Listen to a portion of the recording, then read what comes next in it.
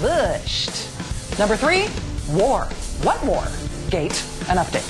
We told you last week about Gina Gray, the Arlington National Cemetery Public Affairs Director, who was fired for trying to get media into military funerals there on occasions when the family of the fallen had specifically requested that. Now, the Army's ordered an internal review of Gray's firing, a spokesman telling the Washington Post that the military wants to strike the right balance between family wishes and the interest of the press. Of course, the issue here is that families' wishes were the same as the interests of the press.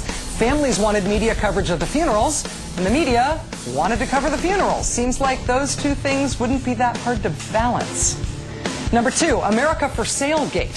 Where can a disgraced former dictator turn for help these days? Congressman Henry Waxman will be holding hearings to investigate one answer turned up by the Times of London yesterday, reporting that the White House will lend a sympathetic ear in return for cold, hard cash donations to the Bush Library in Texas. An undercover reporter asked a lobbyist whether he could rehabilitate the image of Kyrgyzstan's former dictator by getting him a meeting at the White House.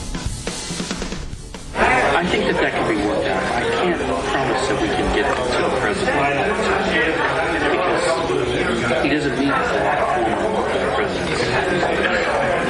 He meets with the situation in Kyrgyzstan is, I think, worse now than it was before. That's a given.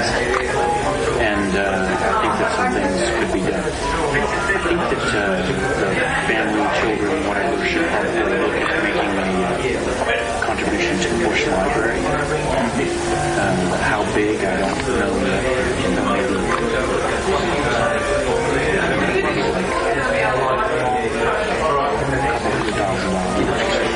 Maybe it's possible, definitely the National Security Advisor, definitely either Dr. Rice or, I think meeting with Dr. Rice or the Deputy Secretary is possible. Now, is this a random con man selling meetings he can't deliver? We wish. Actually, that was Stephen Payne, major Bush fundraiser, member of the Homeland Security Advisory Council, veteran of overseas trips with Bush and Cheney, who was actually paid by the actual dictator of Azerbaijan to arrange an actual meeting with Mr. Bush in April '06.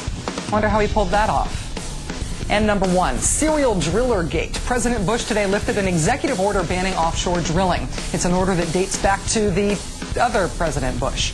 The move accomplishes nothing because Congress still has its own ban in effect, but that's not the only way we know this is pure politics. According to Mr. Bush's own Energy Information Administration, offshore production could not even start until 5 years after the offshore sites were leased. So that's 2013. Offshore sites could not significantly impact U.S. production until 18 years after leasing. So that's 2026. And the impact on prices from offshore drilling when the oil finally starts flowing in 2026? Because oil prices are set on a global market, the EIA says the offshore impact on prices would be, quote, insignificant.